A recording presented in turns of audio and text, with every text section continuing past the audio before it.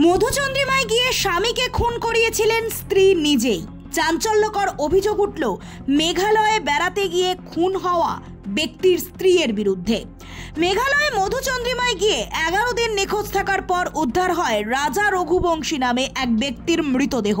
সেই সময়ে তার স্ত্রীর খোঁজ মেলেনি। দিন কয়েক পরে স্বামীকে খুনের অভিযোগে গ্রেপ্তার করা হলো রাজার স্ত্রী সোনমকে। সেই সঙ্গে আরও 3 জনকে গ্রেপ্তার করেছে পুলিশ।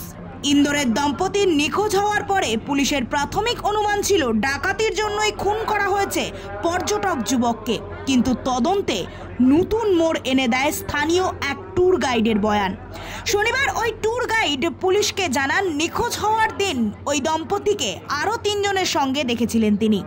5 জনে মিলে 3000 সিঁড়ি বেয়ে নোংরি আট থেকে মাওখালি হাট গিয়েছিলেন।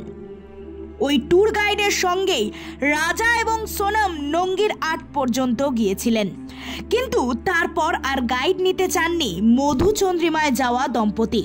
সূত্রের খবর, এই তথ্য জানার পরেই সোনমের খোঁজে আরও তৎপর হয় পুলিশ। তবে শেষ পর্যন্ত উত্তরপ্রদেশের গাজিয়াবাদে নিজেই পুলিশের কাছে আত্মসমর্পণ করেন সোনম।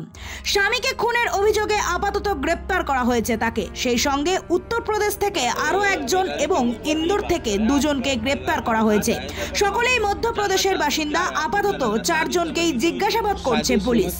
রহস্যের কিনারা করায় মেঘালয়ের মুখ্যমন্ত্রী কনরাড संगमा पुलिस के अभिवादन जानिয়েছেন। सरकार है वो स्टार्टिंग से पहले दिन से ही गलत बोल रही है, झूठ बोल रही है वो। अच्छा हाँ,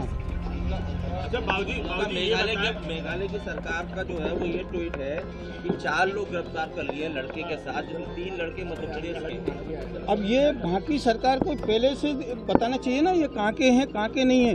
और बच्ची रात में क्या बोलते हैं गाजियाबाद में आई है, वो होटल वाले से उसने मोबाइल लिया और फिर फोन लगाया भाई के लिए। अच्छा, बेटी ने फोन लगाया? बेटी ने फोन लगाया है। तो बेटी खुद गाजीपुर के उस ढाबे में पहुंची है? वो ढाबे पे पहुंची है बेटी मेरी। तो ये भी हो सकता है कि वो जिसके चंगुल से उससे छूट के यहाँ पर आई हो।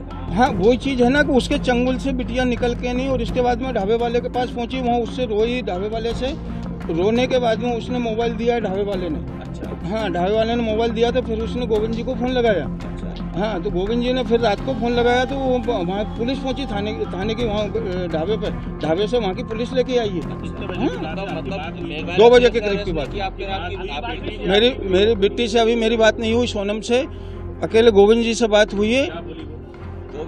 गोविंद ने बोला कि वहाँ छोरी रो रही थी, सोनम मिल गई है पापा, और अब कोई बात नहीं है टेंशन की, और मैं वहाँ जा रहा हूँ। तो वो वहाँ से फ्लैट से निकल गया है, तो 11 बजे वहाँ पहुँच जाएगा गाजीपुर। मतलब उसने बताया कुछ? ये अभी उसने नहीं बताया क्योंकि उसकी हिम्मत ही नहीं थी वो बताने लायक।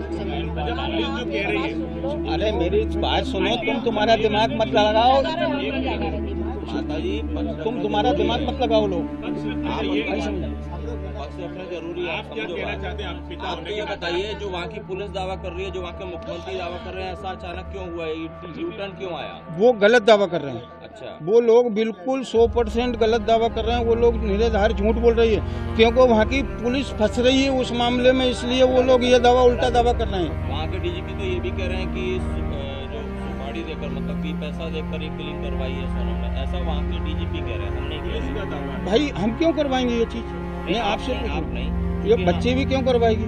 बच्ची अगर ऐसा करवाती तो घूमने क्यों जाती? अच्छा, आपने फोन लगाया सोनम को? अभी आज सुबह बात नहीं हुई? सोनम के पास फोन ही नहीं, काश लगाऊं फोन। अच्छा, आपके परिचित कुछ बता रहे थे